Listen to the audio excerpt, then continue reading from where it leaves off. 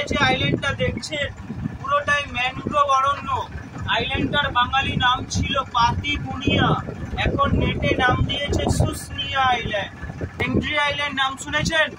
Henry সাহেব ছিলেন বলে হেনরি আইল্যান্ড। দেখুন সামনে ডান দিকে বসে আছে বকখালির বক। নমস্কার বন্ধুরা, আশা করি সবাই ভালো আছেন। লাভ টু ট্রাভেল চ্যানেলে আপনাদের স্বাগত জানাই। বন্ধুরা, এটা আমার বকখালির ওপরে তৃতীয় ভিডিও। যদি এর আগের পর্ব না দেখে থাকেন তবে দেখে নিতে পারেন, আমি আই বটনে লিংক দিয়ে দেব। এই পর্বে আমি আপনাদের সামনে মূলত তুলে ধরব জম্বুদ্বীপ ভ্রমণ সম্পর্কিত তথ্যাবলী। আমি আগেই আপনাদের জানিয়েছি যে জম্বুদ্বীপ ভ্রমণ করতে হলে আপনাদের চলে আসতে হবে বেনফিস। এখান থেকেই জম্বুদ্বীপ যাওয়ার লঞ্চ ছাড়ে। লঞ্চে সর্বোচ্চ যাত্রী সংখ্যা 25 জন। মাথাপিছু তখন খরচ হয় 150 টাকা। তবে যাত্রীর সংখ্যা কম হলে ওরা যাত্রীদের সঙ্গে ভাড়া একটু অ্যাডজাস্ট করেন। যেমন আমাদের সময় প্রায় 35 মিনিট অপেক্ষা করেও মাত্র 11 জন হলো, তখন ওরা মাথাপিছু 200 টাকা চাইল এবং আমরা তাতে সবাই রাজিও হয়ে গেলাম। ভ্রমণে মোট সময় লাগে প্রায় 2 ঘন্টা। যাওয়া এবং আসা মিলে প্রায় 1.5 ঘন্টা লাগে এবং ওখানে লঞ্চ প্রায় 30 মিনিটের মতো দাঁড়ায়। তবে জম্বুদ্বীপে নামতে দেওয়া হয় না। কেন হয় না তার খবর আমি ভিডিওতে বলেছি, জানার জন্য দেখতে থাকুন। তবে হ্যাঁ, টয়লেট নিয়ে কোনো চিন্তা করবেন না, লঞ্চে সে ব্যবস্থাও করা আছে। লঞ্চে বসে থাকতে থাকতে আমি চেয়ে দেখলাম এখানকার প্রাকৃতিক সৌন্দর্য এবং সেই সঙ্গে এখানকার পরিবেশে মানানসই নৌকার আনাগোনা। যাই হোক, অবশেষে আমাদের যাত্রা শুরু হলো। আমরা সবাই নিজেদের মতন জায়গা পছন্দ করে বসে পড়লাম। আমাদের যে দাদা লঞ্চ চালিয়ে নিয়ে গেলেন তিনিই আগাগোড়া গাইডের কাজ করে দিলেন।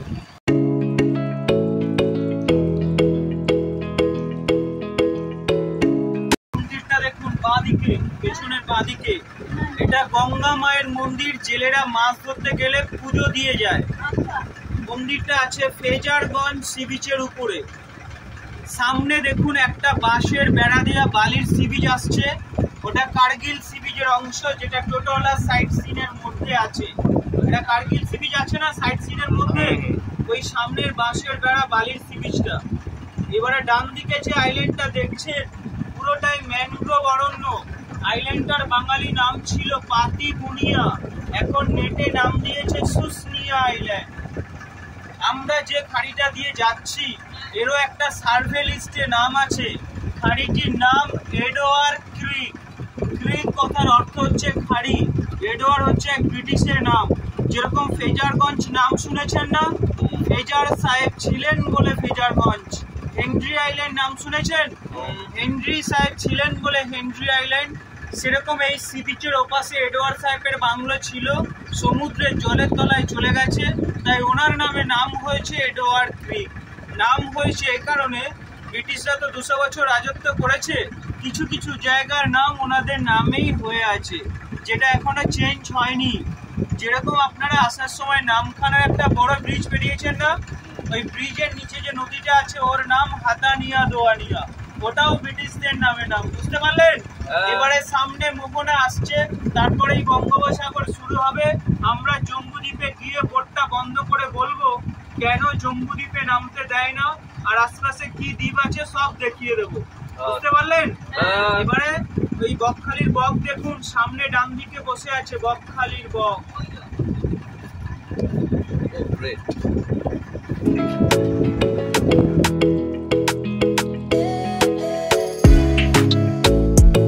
সেটা কি জানেন? সেটা হলো পিওর অক্সিজেন, পলিউশন নেই, ফ্রেশ এয়ার। আপনারা পশ্চিমবাংলার দক্ষিণ 24 পরগনার শেষ প্রান্তে এসে গেছেন। এবারে সামনে ওপেন সি, বে অফ বেঙ্গল দেখতে পাবেন। বুঝতে পারলেন? সামনে দেখতে থাকুন।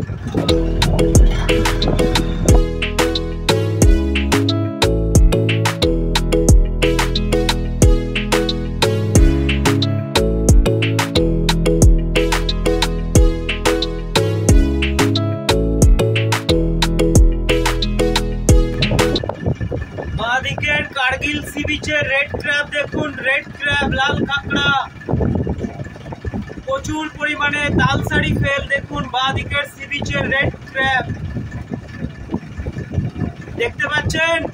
সামনের দিকে দেখুন, আরো সামনের দিকে। আপনারা যদি ডিসেম্বর জানুয়ারিতে আসতেন, সাইবেরিয়ান বার্ড, বিদেশি পাখি যেটাকে বলা হয়, পুরো এই সি বিচ ভরে থাকে, বোটের কাছে খাবার নিতে আসতো, যেরকম গঙ্গাসাগর ভেসেলে গেলে দেখা যায়।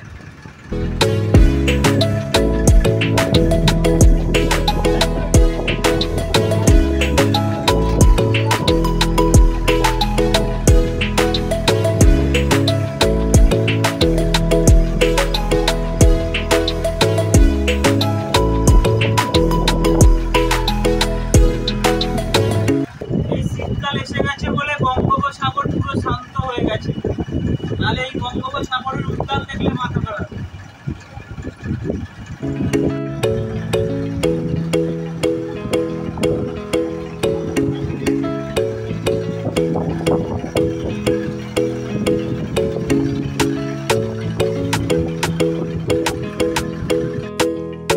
দেখুন, এবার আমরা চলে এসেছি বঙ্গোপসাগরে। চারিদিকে শুধু জল এবং জল, মন ভরে যায় চারিদিকে তাকিয়ে। বহু দূরে দেখা যাচ্ছে সমুদ্রের পাড়, ধীরে ধীরে দূর থেকে আরও দূরে চলে যাচ্ছে, আর আমরা মন ভরে উপভোগ করে চলেছি এই দৃশ্য। দেখুন বন্ধুরা, আরেকটি লঞ্চ, এরা হয়তো জম্মুদ্বীপে গিয়েছিল, সেখান থেকে এরা আবার ফেরত চলে যাচ্ছে বেনফিসে।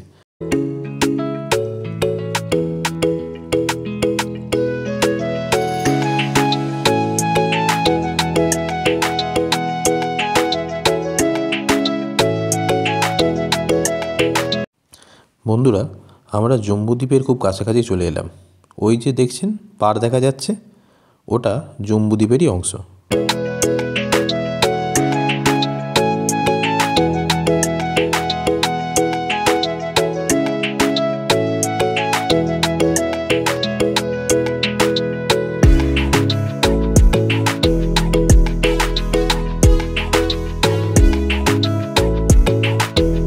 দেখুন জলের রং, দেখুন দুই ধরনের রং দেখা যাচ্ছে। পাড়ের কাছে ঘোলা, এবং যত দূরত্ব বাড়ছে, জলের গভীরতা বাড়ছে, ততই জল পরিষ্কার হয়ে যাচ্ছে এবং জলের রং নীলে পরিণত হচ্ছে। এবারে আপনারা যে বকখালি আসছেন, বকখালি আসার সময় যে একটা লাস্ট ব্রিজ পেরিয়েছেন, ছোট্ট মতো একটা ব্রিজ, 10 মাইল জায়গাটার নাম ছিল, সাইডে খাড়িতে টলার ভর্তি ছিল, দেখেছেন? আমরা যে খাড়িটা থেকে এলাম ওটা ছিল সেই খাড়ি। তো ওই খাড়িটা, এডওয়ার্ড খাড়িটা, এই 10 মাইল ব্রিজের নিচ থেকে হয়ে সুন্দরবন হয়ে আবার বঙ্গোপসাগরে গিয়ে মিশে যায়। পুরো নামখানা টু বকখালি দুভাগে ভাগ এবং দ্বীপ, বুঝতে পারলেন? আর শুশুনিয়া আইল্যান্ড এটাও দ্বীপ, মৌসুমী আইল্যান্ড এটাও দ্বীপ। পুরো এই যে মাঝখানে যে ফাঁকা গ্যাপটা দেখা যাচ্ছে, এদিকে আছে গঙ্গাসাগর, যেখানে কোকিলমণির মন্দির, সব তীর্থ বারবার গঙ্গা তীর্থ একবার বলে না, এই ফাঁকা গ্যাপটাতে আছে গঙ্গাসাগর।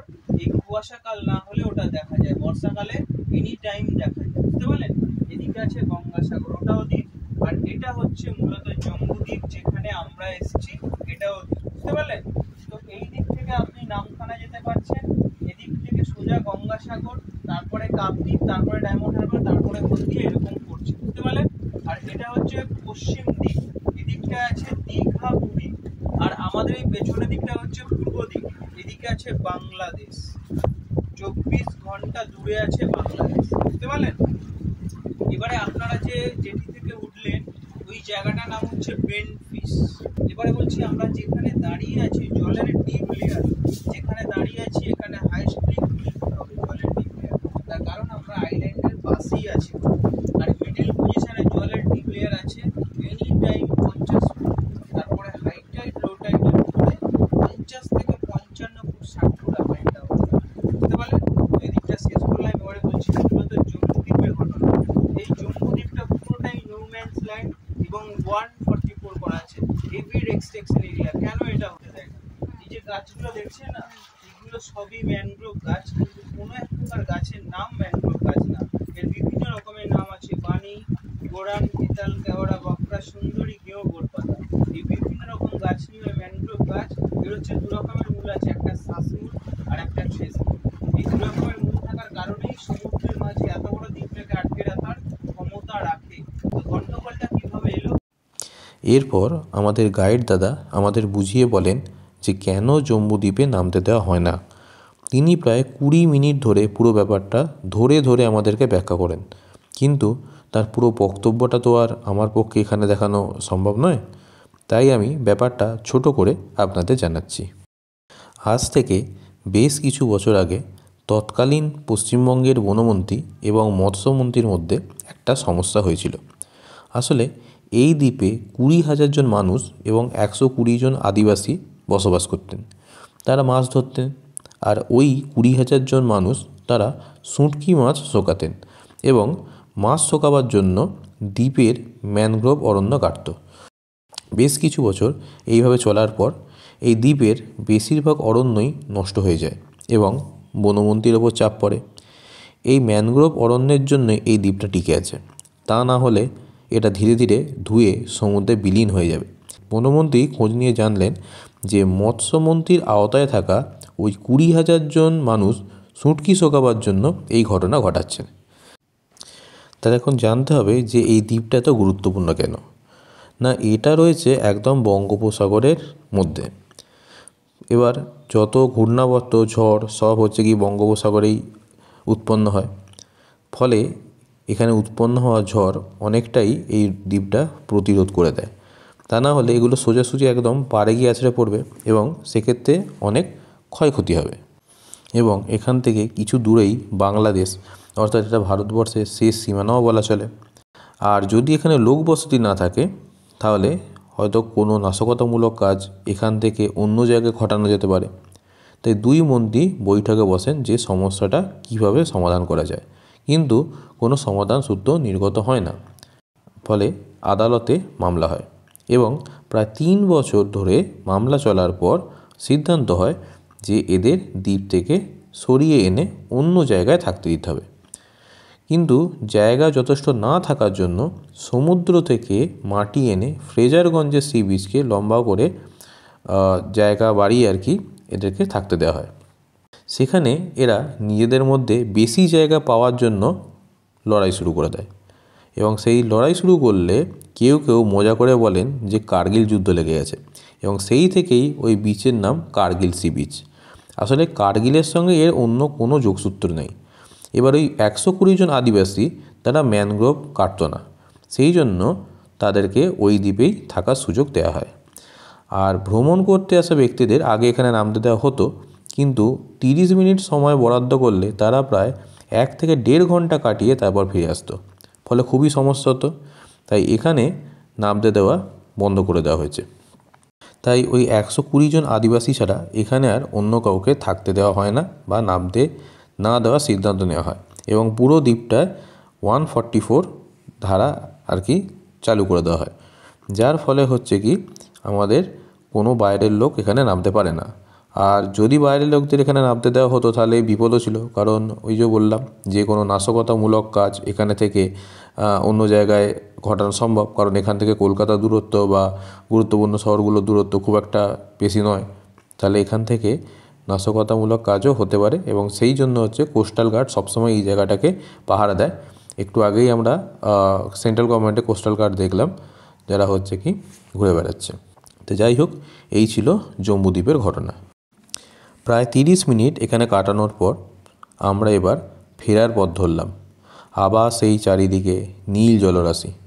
এই প্রবল জলরাশির ওপর দিয়ে আমাদের এই ক্ষুদ্র লঞ্চটি আবার ফিরে চলল বেনফিস মৎস্য বন্দরের দিকে, যেখান থেকে আমরা আমাদের যাত্রা শুরু করেছিলাম।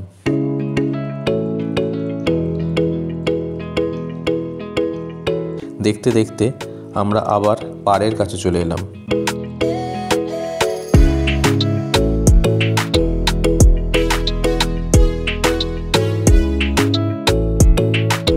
আমরা আবার এডওয়ার্ড ক্রিকে ঢুকে পড়ছি। দেখুন পর মাছ ধরার ট্রলারগুলো কিরম দাঁড়িয়ে রয়েছে পাড়েতে, সব মাছ ধরতে যায়। এডওয়ার্ড ক্রিকের মধ্যে আমরা এগিয়ে চলেছি আবার বেনফিসের দিকে।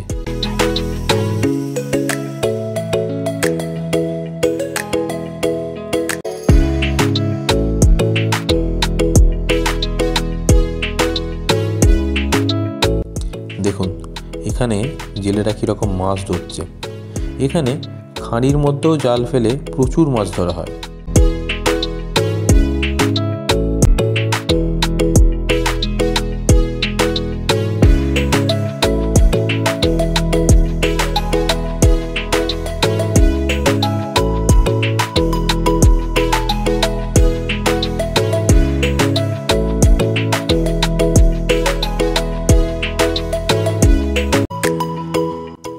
আমাদের লঞ্চ এসে পৌঁছালো বেনফিসে।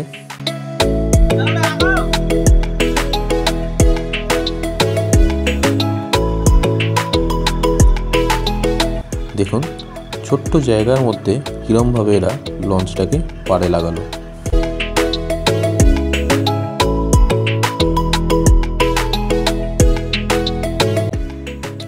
যাই হোক বন্ধুরা, এই পর্ব আমি এখানেই শেষ করছি। শেষ পর্বে আমি আপনাদের দেখাবো আমাদের শেষ দিনের সকালে সমুদ্রের পাড়ে ঘোরা এবং বনবিবির মন্দির। ভিডিওটি ভালো লাগলে অবশ্যই লাইক করবেন এবং চ্যানেলটি সাবস্ক্রাইব করে আমার পাশে থাকবেন। ভালো থাকবেন, আবার দেখা হচ্ছে আগামী পর্বে। এতক্ষণ আমার সঙ্গে থাকার জন্য ধন্যবাদ।